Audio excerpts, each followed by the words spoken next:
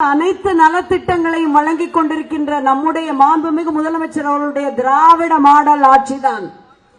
அது பெண்களுக்கு என்று அவர் வழங்கியிருக்கின்ற விடியல் பயணமாகட்டும், கட்டணமில்லா பேருந்து பயணம், புதுமை பெண் திட்டமாகட்டும், நம்முடைய தவப்புதல்வன் திட்டமாகட்டும், இப்படி ஏராளமான திட்டங்களை வழங்கி இருக்கின்றார். இந்த 34 மாதங்களில் குடும்பத்தில் இருக்கின்ற ஒவ்வொருவருக்கும் தமிழ்நாட்டு அரசினுடைய நலத்திட்டங்கள் சென்று சேர்ந்திருக்கின்ற யானை பலத்தோடு திராவிட முன்னேற்ற கழகம் சொன்னதை செய்திருக்கிறது, செய்வதை மட்டுமே எப்பொழுதும் சொல்லும் என்கின்ற அந்த உறுதியோடு உங்களை நாடி வந்திருக்கின்றோம். இந்த ஒன்றிய பாஜக அரசு நம்மை எப்படி வஞ்சித்து வந்திருக்கிறது என்பதை நீங்கள் நன்றாக அறிவீர்கள். நேற்றைக்கு முன்தினம் நம்முடைய மாண்புமிகு பிரதமர் அவர்கள் தமிழ் கற்கவில்லையே என்று ஆதங்கப்படுகின்றார்.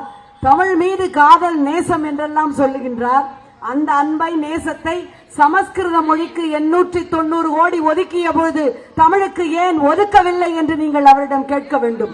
புதிதாக தேர்தல் வந்தவுடன் பறந்து பறந்து வருகின்ற ஒன்றிய பிரதமர் சென்னை வெள்ளத்திலே தத்தளித்த பொழுது ஏன் வரவில்லை என்று நீங்கள் கேட்க வேண்டும்.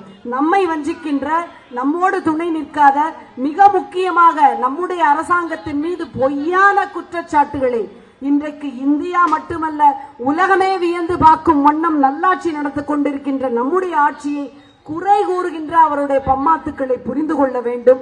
இந்த பகுதிக்கு மட்டுமே நம்முடைய ஆட்சியிலே ஓரிரண்டை நான் சுட்டிக்காட்டுகின்றேன். இதோ அருகிலே இருக்கின்ற இந்த மாடல் ஸ்கூல், கவர்மெண்ட் ஸ்கூல் ஒரு முன்மாதிரி பள்ளிக்கூடமாக கார்ப்பரேஷனிலே தரம் உயர்த்தப்பட்டு 6 கோடி ரூபாய்க்கு மேல் தரம் உயர்த்தப்பட்டு இங்கே செயல்பட்டு வருகின்றது. இங்கு இருக்கின்ற சாலைகள் 6.25 கோடி ரூபாய்க்கு இங்கே போடப்பட்டிருக்கின்றது. இந்த பகுதிக்கான வரும் வழியிலே ஒரு மிகச்சிறந்த விளையாட்டு மைதானம் அமைச்சர் அவர்களுடைய அந்த ஒத்துழைப்பில், அவருடைய அந்த பங்களிப்பில் 8.25 கோடி ரூபாய்க்கு தரம் உயர்த்தப்பட்டு பணிகள் நடைபெற்று வருகின்றன. இப்படி ஒவ்வொரு இடத்திற்கும் தமிழ்நாட்டு அரசினுடைய பணிகள் நடைபெறுகின்றன. மிக குறிப்பாக நம் தொகுதி குறித்து பிரச்சனைகளை பாராளுமன்றத்தில் பேசுவதற்காக நீங்கள் அனுப்பி வைத்தீர்கள். நம்முடைய அடையாறு பகுதிக்கான பசுமை பூங்காவாக இது திகழ்வதற்காக ஒன்றிய அரசிடம் நீங்கள் நிதி தர வேண்டும் என்று பலமுறை பேசியிருக்கின்றோம். இதுவரை வைத்த கோரிக்கைகள், குறிப்பாக தேவையில்லாத டோல்கேட்டுகள் வேண்டாம் என்ற கோரிக்கை, டோல்கேட்டுகளுக்கான அந்த கட்டணம் குறைக்கப்பட வேண்டும் என்ற கோரிக்கை, கிடப்பிலே போடப்பட்டிருக்கின்ற சென்னை அந்த மெட்ரோ ரயில் 2ஆம் கட்டத்தை உடனடியாக விரைவாக நடத்த வேண்டும் என்கின்ற கோரிக்கை, அடையாறிலே இருந்து நம்முடைய வேளச்சேரியிலிருந்து சென்ட் தாமஸ் மவுண்ட் செல்கின்ற அந்த ரயில் திட்டம் இன்னும் விரைவுபடுத்த வேண்டும் என்கின்ற கோரிக்கை, இது எவற்றிற்கும் பதில் இல்லை. புரிந்து கொள்ள வேண்டும்.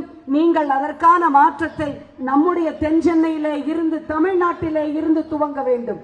ஒன்றிய அரசு, மாண்புமிகு பாரத பிரதமருடைய தோல்வி, நம்முடைய கூட்டணி கட்சிகளுடைய பெரும்பலத்தோடு தமிழ்நாட்டிலே, இந்த மண்ணிலே அதற்கான ஆரம்பம் துவங்கிவிட்டது என்பதற்கான சாட்சிதான் இங்கே கூடியிருக்கின்ற பெருங்கூட்டம்.